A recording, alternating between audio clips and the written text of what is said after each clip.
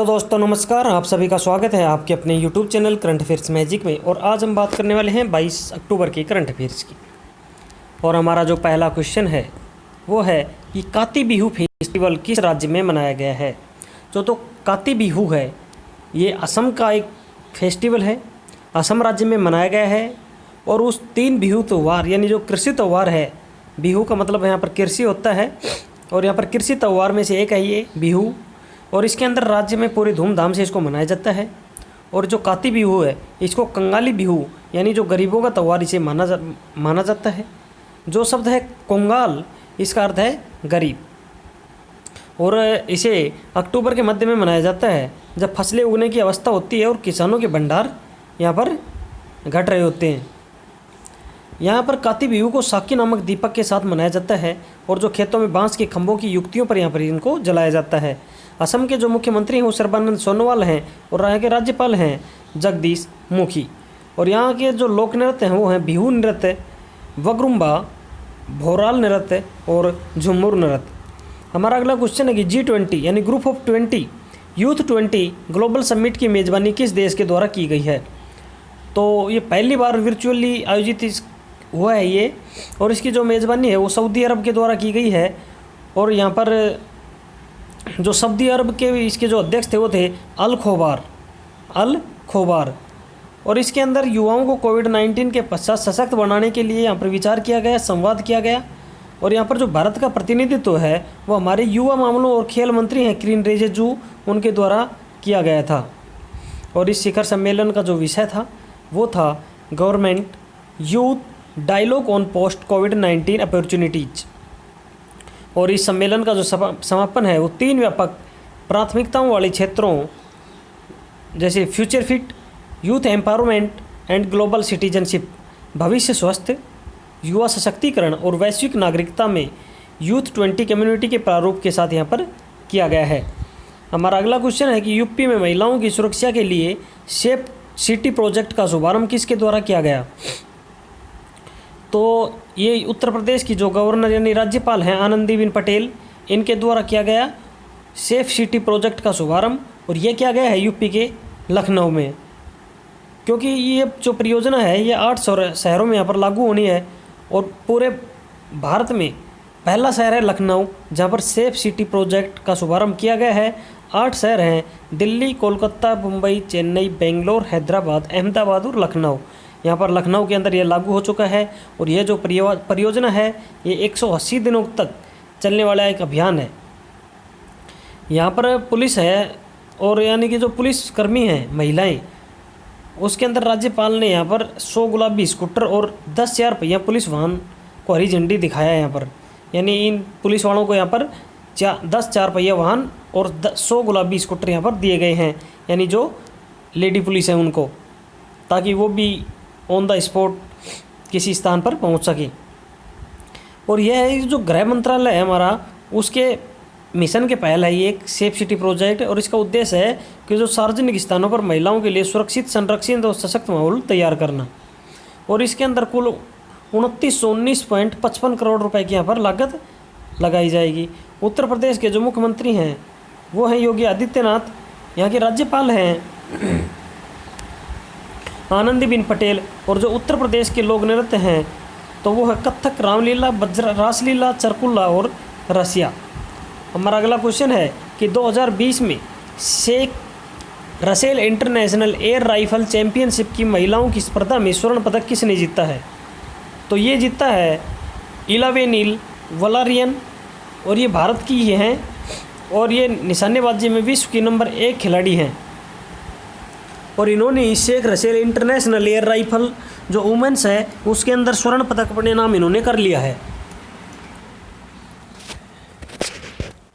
और साथ ही में जो इसका आयोजन है वो बांग्लादेश शूटिंग स्पोर्ट फेडरेशन के द्वारा आयोजित किया गया था। और जो पुरुषों की स्पर्धा थी उसके अंदर जो स्वर्ण पदक है वो नाया ओकाडा ने जीता है। और भारत के साहू तुषार मान्य ने यहाँ पर रजत पदक जीता है। और यहाँ पर 6 देशों ने भाग लिया था, जिसमें Bangladesh, Bharat, Japan, Korea, Indonesia और भूटान शामिल थे। बांग्लादेश की जो प्रधानमंत्री हैं वो शेख हसीना है। यहाँ की राजधानी ढाका है और मुद्रा है टका। ढाका टका।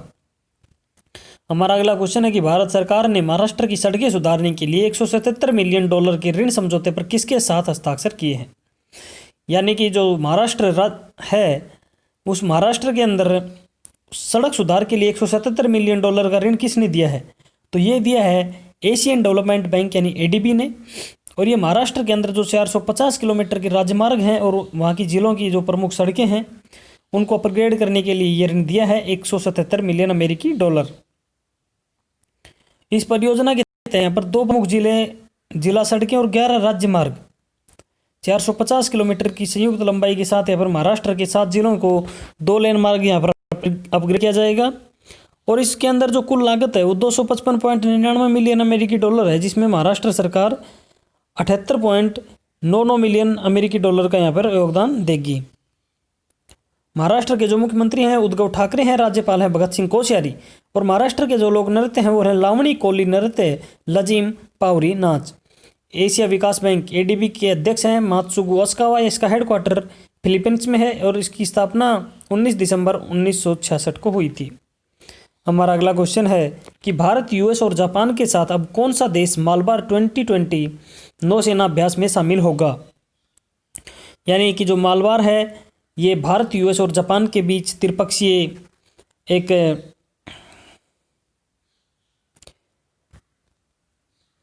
नौसेना अभ्यास था। और अब इसके अंदर नवंबर 2020 में जो बंगाल की खाड़ी और अरब सागर में आयोजित किया जाएगा नौसेना अभ्यास मालबार, इसमें इंडिया ने नियंत्रण दिया है यहाँ पर ऑस्ट्रेलिया को। और इस अभ्यास को नॉन कॉन्टैक्ट एट सी यानी समुद्र में संपर्क रहित की तर्ज पर यहाँ पर आयोजित किया जाएगा। इस नौसेना अभ्यास के अंदर मालाबार श्रृंखला की जो शुरुआत है वो वर्ष 1992 में हुई थी और भारतीय सेना और अमेरिका नौसेना के बीच में ये द्विपक्षीय अभ्यास था। फिर इसके बाद में यहाँ पर जापान भी जुड़ गया 2015 में, और अब यहाँ पर ऑस्ट्रेलिया को भी यहाँ पर जोड़ दिया गया है। और क्वाड गठबंधन, जो क्वाड गठबंधन के 4 देश हिस्सा हैं, यहाँ पर इनको क्वाड गठबंधन इन्होंने बना लिया है। नौसेना प्रमुख के एडमिरल करमबीर सिंह हैं और इसकी स्थापना 26 जनवरी 1950 को हुई थी।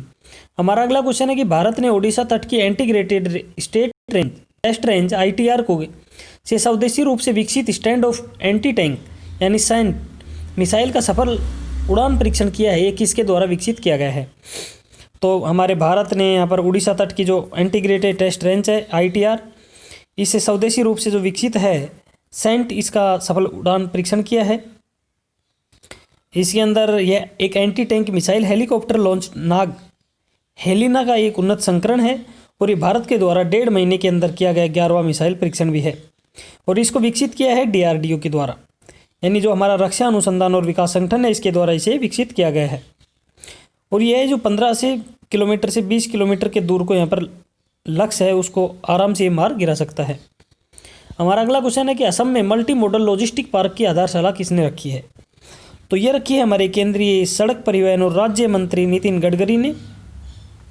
और ये वीडियो कॉन्फ्रेंसिंग के माध्यम से यहाँ पर रखी गई है। और ये पार्क है ये असम के जो बोगाईगांव है, बोगाईगांव जिला है उसके जोगीघोपा में भारत के पहले बहु मॉडल लॉजिस्टिक पार्क की यहाँ पर नींव रखी है, यानी भारत में इस प्रकार का ये पहला पार्क है।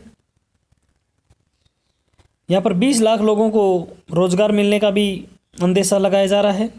और इस परियोजना के अंदर लगभग 693.97 करोड़ रुपए और इसे केंद्र सरकार और भारत माला योजना के तहत विकसित किया जाएगा।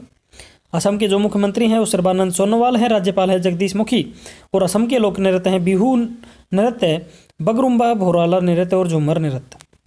हमारा अगला क्वेश्चन है कि इंटरनेशनल सेफ डे कब मनाया जाता है, तो इंटरनेशनल सेफ डे यानी अंतर्राष्ट्रीय सुरक्षित दिन यह मनाया जाता है 20 अक्टूबर को। और इसकी जो अब की बार थीम थी वो थी healthy food for the future. और अंतर्राष्ट्रीय सेफ डे की जो शुरुआत है वो साल 2004 में की गई थी। डॉक्टर बिल गैलाघेर ने की थी इसकी शुरुआत, जो एक जाने माने सेफ और world association of safe societies world safe के पूर्व अध्यक्ष भी थे। हमारा अगला क्वेश्चन है कि जरीना रोशन खान का निधन हो गया है, किस क्षेत्र से जुड़ी थी, तो जो जरीना रोशन खान हैं एक टीवी अभिनेत्री थी जो टेलीविज़न धारावाही में काम करती थी और कुमकुम भाग्य में इन्होंने इंदु दादी की भूमिका के लिए भी जाना जाता है। तो धन्यवाद दोस्तों, आज के लिए इतना ही। मिलते हैं नए वीडियो में नई अपडेट के साथ। तब तक पढ़ते रहिए, बढ़ते रहिए और आपके अपने YouTube channel current affairs magic को सब्सक्राइब करना ना भूलें। धन्यवाद।